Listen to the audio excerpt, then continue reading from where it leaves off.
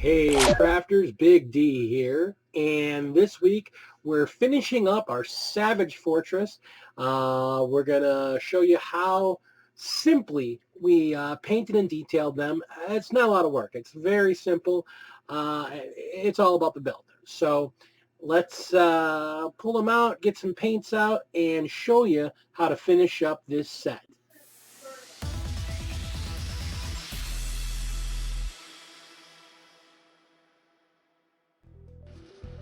Okay, crafters. So here I've got one of those barricades, and what I've done, as you can see, is I've given it a coat of spray primer. I went with a warm reddish brown. Now you could do black, you could do gray, whichever you choose. I went with the reddish brown because I wanted to have a warm undertone to the way this is going to look when it's done being painted.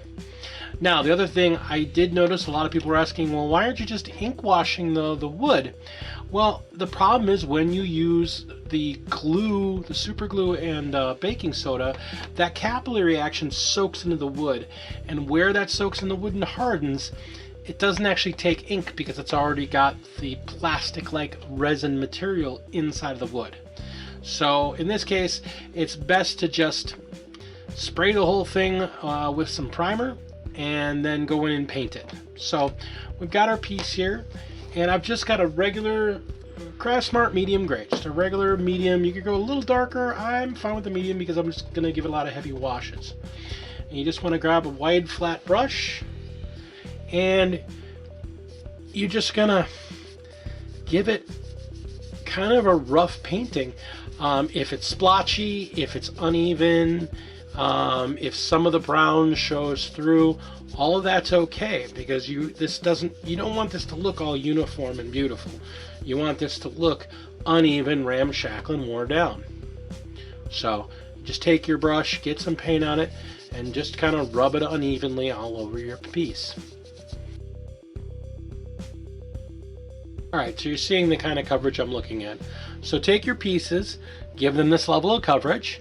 Front, back, all the sides. Make sure you don't forget the underside, and make sure in these inner areas here that you don't forget getting in here too. You want to get a nice even coat of this gray all over everything. So get your pieces painted with that gray, and we'll come back. Alright, crafters, so here we go. Here's our barricade. And as you can see, the gray, some places it's very splotchy, some places very heavy. So the reddish brown pokes through in a lot of places, which is good. That's what we're going for. We're going for this to look ramshackle and splotchy. And what's going to do, when we're going to wash this stuff, it's going to really tie it all together. So we've got our piece, and I've got a homemade wash, which is basically 5 parts water to 1 part matte medium, a little bit of flow improver, and I've added a lot of brown ink, some dark brown paint, and some black paint to really get kind of a dark brownish blackish color. It's mainly brown with some black tones to it. It's really nice. I've been using it quite a bit. And then we're just going to put it on someplace we're not worried about it getting soaking through, and we're just going to take the wash and we're just going to really just dunk it on there and just really heavily soak the whole project.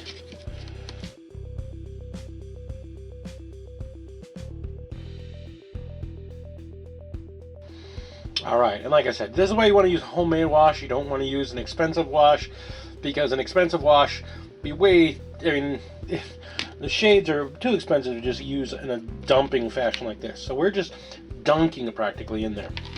So you've got them dry, you've got them painted, then give them the coat of this heavy wash.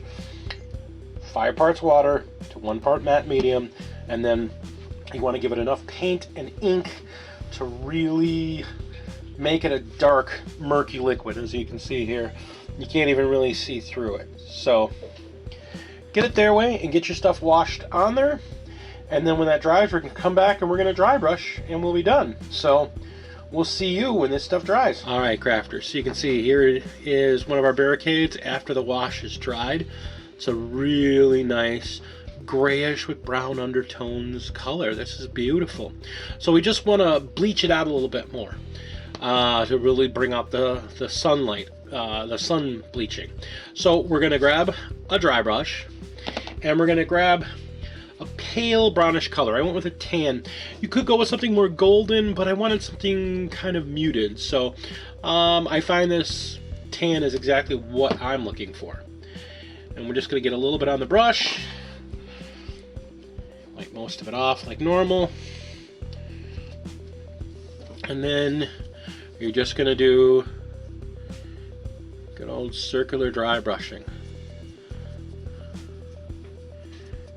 making sure you hit those edges, make sure you hit the ropes, and just really kind of dust the whole thing and really draw out those details.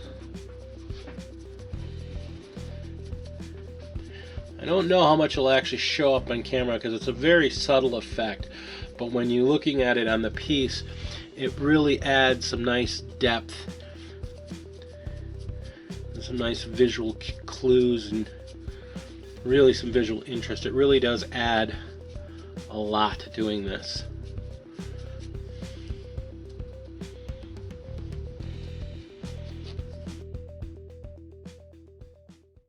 And there we go.